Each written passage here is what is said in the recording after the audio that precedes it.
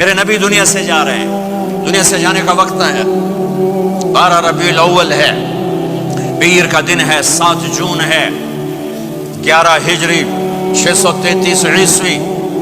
جبریل نے آ کے صبح صبح آپ نے ساری بیگمات کو بلایا، رخصت فرمایا، ملاقات کی، بیٹے کو بلایا، کان میں کہا میں جا رہا ہوں۔ وہ رونے لگی، رو نہیں، سب سے پہلے تیری میری ملاقات ہو گئی۔ 6 ماہ بعد بیٹی بھی پہنچ گئی باپ کے پاس۔ پھر داماد کو بلایا، ان کو ان کا سر اپنی گود میں رکھا، کمر پہ ہاتھ پھیرا، دعا دی، رخصت فرمایا۔ آخر میں اپنی آنکھوں کی ٹھنڈک کو بلایا، کون؟ حسن اور حسین، کہ میری آنکھوں کی ٹھنڈک حسن اور حسین، میرے جنت کے پھول حسن اور حسین۔ یوں لیا، حسن کو یہاں سے لیتے تھے، حسین کو یہاں، حسن کو ادھر اٹھاتے تھے، حسین کو ادھر اٹھاتے تھے۔ حسن سر سے لے کر کمر تک پورے اپنے نانا کے مشابہ تھے، کمر سے پاؤں تک اپنے باپ کے مشابہ تھے۔ حسین اس کا الٹ تھے، سر سے لے کر کمر تک اپنے باپ کے مشابہ تھے، کمر سے لے کر پاؤں تک اپنے نانا کے مشابہ تھے۔ اس مشابہت کی وجہ سے آپ کہا کرتے تھے حسن میرا بیٹا ہے، حسین علی کا بیٹا ہے۔ آخر میں ان کو بلا کر یوں لیا، اور ساتھ ہی آنسو ٹپ ٹپ ٹپ ٹپ ٹپ ٹپ۔ بیویوں کو جدا کیا، آنسو نہیں، بیٹی کو جدا کیا، آنسو نہیں، داماد کو جدا کیا، آنسو نہیں، جب بچوں کو جدا کرنے لگے تو یوں آنسو۔ ایک کو زہر میں تڑپتے دیکھا، ایک کا کٹا سر نیزے پہ چڑھتے دیکھا تو آنسو رک نہیں سکے، دعا نہیں کی، ہاتھ نہیں اٹھائے، اللہ کی تقدیر کے سپرد کر دیا، اولاد کو ذبح ہونے کے لیے تیار کر لیا کہ کل میری امت اولاد کے پیچھے جھوٹ نہ بولے، رشوت نہ لے، حرام کاروبار نہ چلائے، دھوکہ نہ دے، فراڈ نہ کرے، بچوں کو کہاں سے کھلائیں، بچوں کو کہاں سے پلائیں، کہ یہ میرا حسین کا سر کٹ کے نیزے پر چڑھا ہوا ہے۔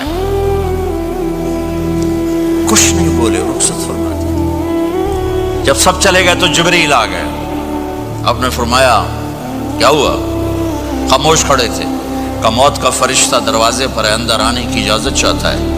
اپنے نبی کا مقام دیکھو، موت بھی پوچھ کے آتی ہے۔ آپ نے کہا آ جائے، آپ کی اجازت پر ملک الموت اندر آئے۔ اسرائیل کا السلام علیکہ یا رسول اللہ، کہنے لگا آپ پہلی ہستی ہیں، میں سلام کر رہا ہوں، میں نے کبھی کسی کو سلام نہیں کیا۔ کہنے لگا آپ پہلی ہستی ہیں، اللہ نے فرمایا تھا پوچھ کے اندر جانا، بن پوچھے نہ جانا۔ پھر کہنے لگے آپ پہلی ہستی ہیں، اللہ نے فرمایا آنا چاہیں تو لے آنا، رہنا چاہیں تو چھوڑ کے آ جانا۔ یہ وہ دربار رسالت ہے جہاں موت بھی پوچھ کے آتی ہے۔ آپ نے فرمایا میں اجازت دے دوں میری جان نکالو گے؟ کہ جی نکالوں گا، نکالو۔ آپ نے یوں جبریل کو دیکھا، کیا کہتے ہو؟ جاؤں یا رہ جاؤں؟ جبریل نے کہا اللہ آپ کی ملاقات کے شوق میں ہیں، فیصلہ آپ کریں گے۔ ہاں یہ بات سنانا چاہتا تھا اگلی۔ آپ نے کہا اچھا جاؤ، پہلے اللہ سے پوچھ کے آؤ میرے بعد میری امت کے ساتھ کیا کریں گے، میرے بچوں کے ساتھ۔ یہ ساری مائیں، میرے بچے میرے بچے میرے بچے میرے بچے۔ میرے نبی کو تو پتا تھا کہ یہ تڑپ تڑپ کے ایک زہر میں جائے گا اور ایک کا سر کٹ کے نیزے پہ چڑھے گا، کیوں نہیں ان کے لیے ہاتھ اٹھائے؟ ہمارے لیے کیوں روئے کہ جاؤ اللہ سے پوچھ کے میرے بعد میری امت کے ساتھ کیا کرے گا، میں پھر جواب دوں گا۔ جبریل واپس گئے، موت کا فرشتہ کھڑا ہوا ہے، جواب آیا یا رسول اللہ آپ کا رب کہہ رہے ہیں آپ کی امت کو تنہا نہیں چھوڑوں گا، مجھے میرے رب کی قسم جو سن رہا ہے جس نے ہمیں یہاں جمع کیا ہے، سنو میری بات غور سے، اگر میرے نبی یہ سوال نہ اٹھاتے تو آج میں اور آپ بھی بندر خنزیر میں بدل چکے ہوتے۔ میری اور رب کی کوئی رشتہ داری نہیں ہے۔ اس امت نے وہ سب کچھ کر دیا جو پہلی امتوں نے کیا، لیکن کون ہے جس نے اصحابوں کو روکا ہوا؟ وہ میرے نبی کے آنسو، میرے نبی کی آہیں، میرے نبی کی دعائیں، میرے نبی کی فریادیں، میرے نبی کی تڑپ، میرے نبی کا رونا، میرے نبی کا پیٹ پہ پتھر باندھنا، اس نے روک دیا۔ کوئی نبی جاتے ہوئے امت کے لیے نہیں رویا، واحد نبی ہیں جو جاتے ہوئے امت کے لیے روئے، میری امت میری امت میری امت۔